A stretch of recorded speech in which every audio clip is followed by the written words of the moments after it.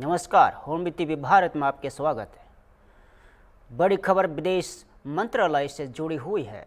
विदेश मंत्री doctor S Jaishankar के साथ द्विपक्षीय बैठक के दौरान स्पेन के विदेश मंत्री जोस मैनुअल अल्वेरेस ने भारत स्पेन डुअल ईयर के लिए कॉमन लॉ के संयुक्त अनावरण को लेकर खुशी जाहिर की है। स्पेन के विदेश मंत्री ने कहा है कि यह साझा लोगों भारत और स्पेन के साझा विजन को दर्शाता है। उन्होंने जोर देकर कहा कि यह दोनों देशों के द्विपक्षीय संबंधों की बढ़ती मजबूती और भविष्य की दिशा को रेखांकित करता है। अल्वेरेस ने यह भी कहा कि हाल के वर्षों में भारत और स्पेन के रिश्तों में तेजी आई है और यह सहयोग आने वाले समय में और गहरा होगा। Thank you very much, my dear friend, and thank you very much for your message of solidarity to the Spanish people in this very painful moment. It has been a pleasure for me to present jointly with you our common logo for the dual year.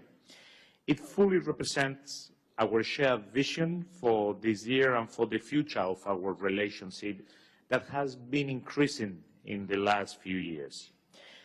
I know that both countries, we are working on a packed program of events that are going to mark this year, and I really look forward to having it presented in Spain as well. And I'm also very glad that it involved the participation of the public through the crowdsourcing method. In these very complicated times in the world, it's very important for Spain to foster our relationship with such a reliable country like India, a country that believes in international law, that upholds the principles of the United Nations Charter, and that believes in multilateralism. A very good sign would be the final agreement of the FTA with the European Union that we very much would love to see being put forward finally. It's the right time for that. Spain and India, we are the two fastest growing economies in the world, and our enterprises are benefiting from that. We will discuss later on the possibility of continuing increasing our trade relations, the presence of Spanish companies in India, the presence of Indian companies in Spain. I think that the partnership between Airbus and Tata is the real example of what we have to foster and what we have to be achieving. I hope that the pace of high-level visits that we have been having in the last years, and once again I want to thank you for your presence as a special invitee in last year's Ambassadors Conference in Spain, will continue. President Sanchez will be very soon here in India for an official visit, and I hope that Prime Minister Modi will be able to visit Spain as well. We are going to continue working bilaterally through the European Union and as well in the multilateral sphere, and we will be very happy to join the Indo-Pacific Ocean Initiative. I have brought the letter to you to mark that moment. And we will also express our wish of upgrading our relationship to a strategic association that is the highest level of relationship that we have with friends, like is the case in India. So looking forward to this working session. Once again, thank you very much for the solidarity for the Spanish people in this very difficult moment for my people. I'm looking forward for the working session. Madhya Pradesh के मुख्यमंत्री Mohan Yadav Switzerland के Davos में होने वाली world economics forum की सालाना बैठक 2026 में हिस्सा लेंगे। मुख्यमंत्री ने कहा है कि देश की आर्थिक वृद्धि को आगे बढ़ाने के लिए WEF जैसे वैश्विक मंचों पर भारत की मजबूत मौजूदगी बेहद ज़रूरी है। ANI से बातचीत में उन्होंने प्रधानमंत्री नरेंद्र मोदी की सराहना करते हुए कहा कि उनके नेतृत्व में भारत चौथी सबसे बड़ी आर्थिक शक्ति बना है। और मुख्यमंत्री मोहन यादव ने कहा कि दावोस में भागीदारी भारत के बढ़ते वैश्विक कद के अनुरूप है और सभी राज्यों को निवेश आकर्षित करने के लिए ऐसे अंतर्राष्ट्रीय मंचों पर पूरा लाभ उठाना चाहिए।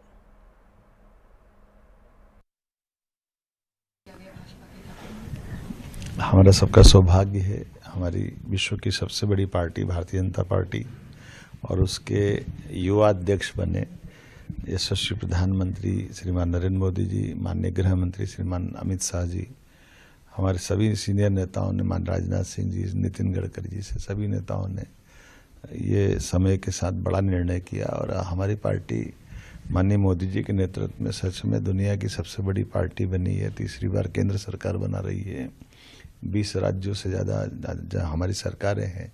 ऐसे में जब दुनिया का युवा देश भारत है तो युवाओं को मौका देना बहुत अच्छी बात है। सर, वर्ल्ड इकोनॉमिक फोरम भी जो है उसको लेकर क्या कहेंगे? ये हमारे देश की आर्थिक ताकत के लिए इसे फोरम पे हमारा प्रतिनिधित्व बहुत अच्छा है। मैं खुद उसमें जा रहा हूँ। माननीय प्रधानमंत्री जी ने भारत को जब चौथी ताकत बना दी और तीसरी तरफ बढ़ रहे हैं, तो ऐसे में हमारे हर राज्य को अपने संसाधनों के बलबूते पर आगे की छलांग लगाने के लिए हर वो प्लेटफॉर्म पे जाना चाहिए जहाँ से उसको निवेश मिलता है। जी sir. Sir, last year investment conclave जो हुआ था, हाँ बिल्कुल, उसका अच्छा रिजल्ट आया, प्रतिशत बहुत अच्छा है। माननीय गृह मंत्री जी दिसंबर में ग्वालियर आए थे, माननीय अमित जी ने 2 लाख करोड़ का उसी दिन भूमि पूजन लोकार्पण किया। 6.5 लाख करोड़ का पहले मिला। लगभग हम हमारे 30% से ज़्यादा GIS का हमने मैदान में सड़क पे उतार दिया, ज़मीन पे उतारा है। तो ये हमारे राज्य की ग्रोथ भी बताती है और उसकी डेप्थ भी बताती है। किसानों को लेकर के हमारे राज्य में बहुत संभावना है। जब हमारा ये एग्रीकल्चर ईयर डिक्लेयर किया है किसान कल्याण वर्ष के नाते से, तो अलग अलग सभी क्षेत्रों में फूड प्रोसेसिंग इकाई से लगाकर दूध उत्पादन तक, मत्स्य उत्पादन से लेकर के हार्टिकल्चर तक सब क्षेत्रों में हम बहुत आगे जाएंगे। AIMIM अध्यक्ष असदुद्दीन ओवैसी ने हिसाब और नेतृत्व को लेकर दिए गए बयान पर सियासी बहस तेज कर दी है।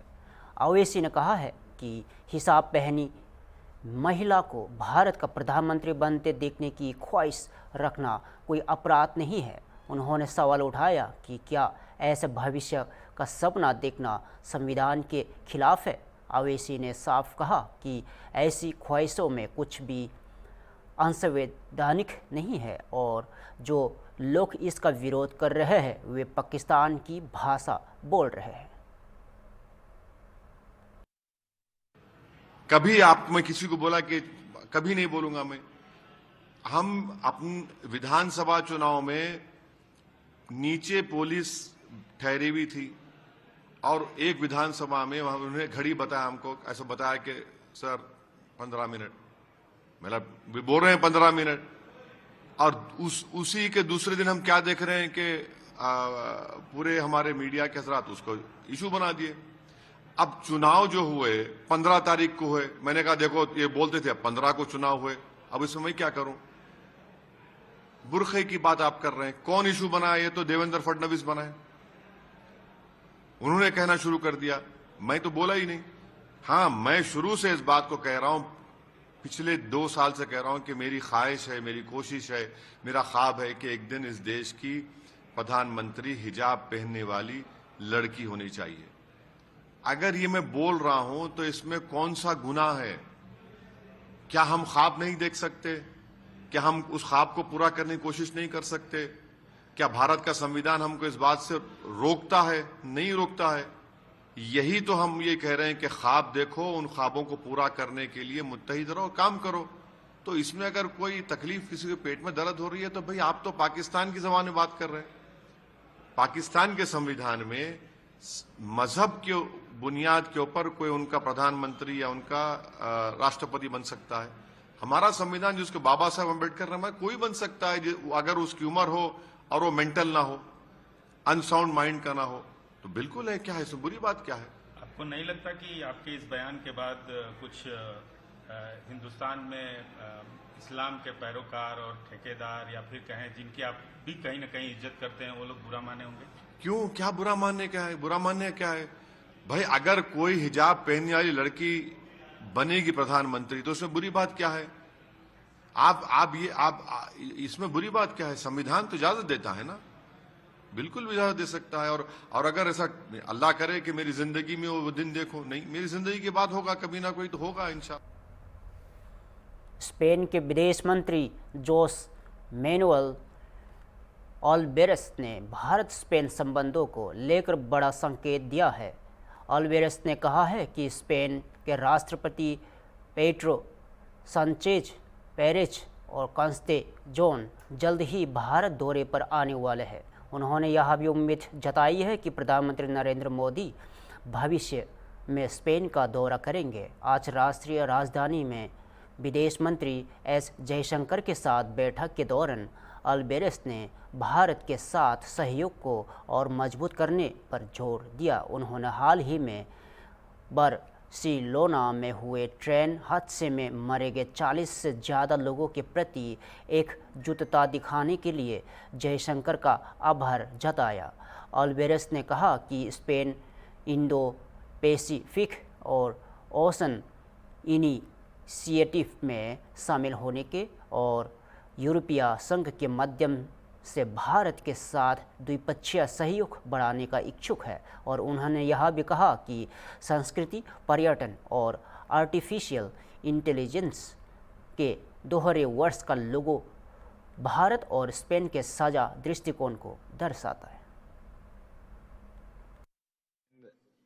And thank you very much for your message of solidarity to the Spanish people in this very painful moment.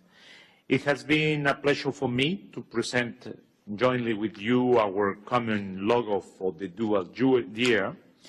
It fully represents our shared vision for this year and for the future of our relationship that has been increasing in the last few years. I know that both countries, we are working on a packed program of events that are going to mark this year, and I really look forward to having it presented in Spain as well. And I'm also very glad that it involved the participation of the public through the crowdsourcing method.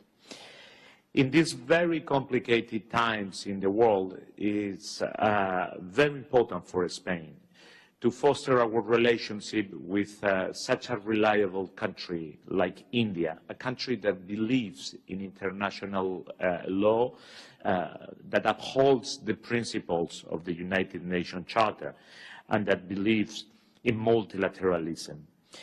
A very good sign would be the final agreement of the FTA with the European Union that we very much would love to see being put forward finally. It's the right time for that. Spain and India, we are the two fastest growing economies in the world, and our enterprises are benefiting from that. We will discuss later on the possibility of continuing increasing our trade relations, the presence of Spanish companies in India, the presence of Indian companies in Spain.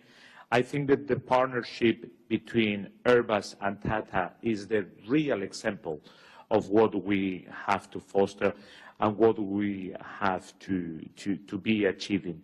I hope that the pace of high-level visits that we have been having in the last years, and once again I want to thank you for your presence as a special invitee in last year's Ambassadors Conference in Spain, will continue. President Sanchez will be very soon here in India for an official visit, and I hope that Prime Minister Modi will be able to visit Spain as well. We are going to continue working bilaterally through the European Union and as well in the multilateral sphere, and we will be very happy to join the Indo-Pacific Ocean Initiative. I have brought the letter to you to mark that moment. And we will also express our wish of upgrading our relationship to a strategic association that is the highest level of relationship that we have with friends, like is the case in India. So looking forward to this working session. Once again, thank you very much for the solidarity for the Spanish people in this very difficult moment for my people. I'm looking forward for the working session. Chhattisgarh के पूर्व मुख्यमंत्री और कांग्रेस के वरिष्ठ नेता भूपेश बाघेल ने असम के मुख्यमंत्री हेमंत बिस्वा शर्मा पर गंभीर आरोप लगाए हैं। मंगलवार को दिसपुर में मानवेंद्र शर्मा और कॉम्प्लेक्स में प्रेस कॉन्फ्रेंस को संबोधित करते हुए बाघेल ने मौजूदा असम सरकार पर बड़े पैमाने पर भ्रष्टाचार और सत्ता के दुरुपयोग का आरोप लगाया। भूपेश बाघेल ने दावा किया कि भारी भ्रष्टाचार के चलते असम को बर्बादी की ओर ढकेला जा रहा है। उन्होंने आरोप लगाया कि भूमि अधिग्रहण और सब्सिडी और नीतिगत बदलाव कुछ चुनिंदा लोगों और व्यावसायिक हितों और मंत्रियों के परिजनों को फ़ायदा पहुंचाने के लिए किए गए। बाघेल ने चाय बागान और क्षेत्र से जुड़े भूमि मामले और हाथी गलियारों से संबंधित नियमों में बदलाव का भी जिक्र किया और कहा कि ये बदलाव निजी हितों को सदने के लिए किए गए हैं। उन्होंने यह भी दावा किया कि पिछली 5 वर्षों में माजुली, कामरूप, गुवाहाटी, नगांव और गोलाघाट और कार्बी आंगलोंग जिलों में बड़े पैमानों पर भूमि अधिग्रहण हुआ है और जिसकी कुल संपत्ति का मूल्यांकन करना मुश्किल है। इस प्रदेश को एक अभद्र, दुष्ट और भ्रष्ट मुख्यमंत्री के नाम से पहचान बनी है, जो बेहद दुर्भाग्यजनक बात है। असम को कर्ज में डुबा दिया गया है और ये हम सब के लिए बहुत ही दुखद है। आदरणीय साथियों, 2021 में भी मैं आया था चुनाव में, ऑब्जर्वर बनाया गया था AICC की तरफ से, मुकुल वासनिक जी और मैं यहाँ आए। उस समय बड़ी चर्चा थी सिंडिकेट की बड़ी चर्चा। तो सर्वानंद सोनेवाल को मैंने नाम दिया था सिंडिकेट आनंद। मैंने कहा तो समय सिंडिकेट आनंद। अब सिंडिकेट बहुत छोटा हो गया है। अभी हेमंता बिस्वा शर्मा के कार्यकाल में जो भ्रष्टाचार हुआ है, इतने बड़े बड़े भ्रष्टाचार हुए हैं कि वो सिंडिकेट बहुत छोटा लगने लगा। हालांकि सिंडिकेट अभी भी चल रहा है।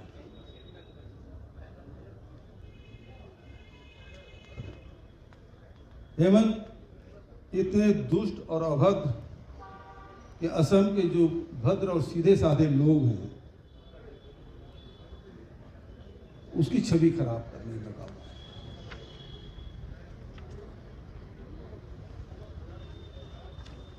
एक बहुत पहले पत्रकार वार्ता हुई थी और उसको आदरणीय अमित शाह जी ने लिया था 2014 के बाद, जब हेमंता बिस्वा शर्मा पे बहुत भ्रष्टाचार के आरोप लगे थे, शारदा चिट फंड के, और फिर एक और लुइस बर्जर घटना के बारे में बड़ी चर्चा हुई थी। भाजपा बड़े बड़े आरोप लगाए थे,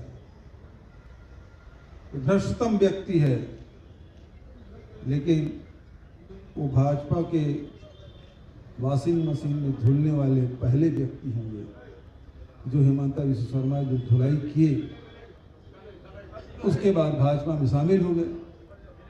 भाजपा में जब शामिल हुए और अमित शाह जी ने पत्रकार वार्ता लिया, तो आप में से एक पत्रकार ने पूछ लिया कि हेमंता बिस्वा शर्मा पे बड़े बड़े भ्रष्टाचार के आपने आरोप लगाए थे, अब शामिल हो गए हैं, अब भ्रष्ट है या नहीं है?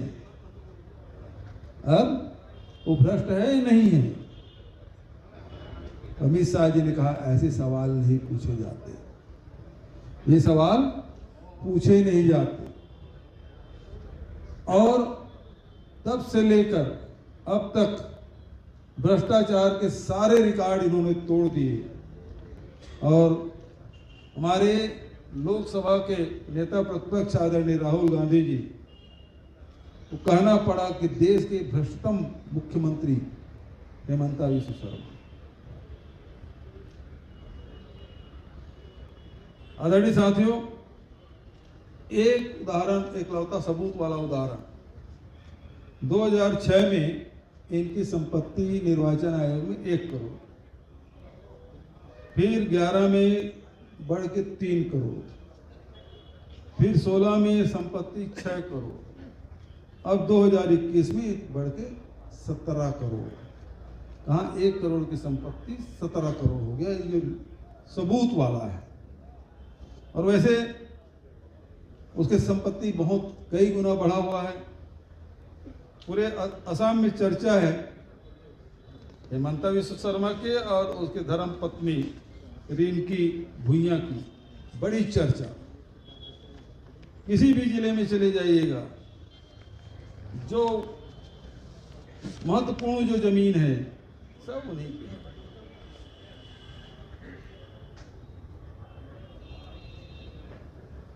और कितने सब्सिडी लेने का काम मुख्यमंत्री की पत्नी ने, मंत्रियों की पत्नियों ने, पूरा आसाम की संपत्ति हड़पने का काम किया है इन्होंने, छूट लेने का काम, चाय बागान की जमीन, व्यवसायिक उपयोग की छूट। देखिए किस प्रकार से शासन षड्यंत्र करती है और अपने लाभ के लिए कानून में, नियमों में बदलाव करती है कि चाय बागान की जमीन है उसे व्यवसायिक, उसके उपयोग, व्यवसायिक उपयोग के लिए छूट दी गई। लोगों को तब समझ नहीं आया, लेकिन जब चाय बागान की जमीन में मुख्यमंत्री की पत्नी ने आलीशान रिसोर्ट बना लिया और एलिफेंट कॉरिडोर के भी नियमों में बदलाव किया गया, तब लोगों को समझ आया कि ये किसके लिए बदलाव किया गया था। वहाँ इंफ्रास्ट्रक्चर तैयार किया गया, खड़ा किया गया। ये स्थिति, और रिंकी भुइयां जी की 5 साल में माजुली में, कामरूप में, गुवाहाटी में, नौगांव में, गोलाघाट में, करबी में भारी जमीन जायदाद बना लिया है। कोई हिसाब किताब नहीं कितनी संपत्ति उन्होंने बना ली। छठी अनुसूची वाले भी इलाके में पैसों में भारी हेरफेर की खबर आ रही है। सिंडिकेट जिस तरह से चल रहा है उसे हर महीना सैकड़ों करोड़ रुपया का घाल में हो रहा है। और अंत में मैं कहना चाहूँगा, ये डबल इंजन की सरकार, केंद्र में भाजपा की सरकार, राज्य में भाजपा की सरकार, और ये जो भाजपा की सरकार का जो अंत है वो हेमंत ही करेगा। फिलहाल के लिए इतना ही। ताज़ा खबरों को देखते रहिए होम बिल टीवी भारत।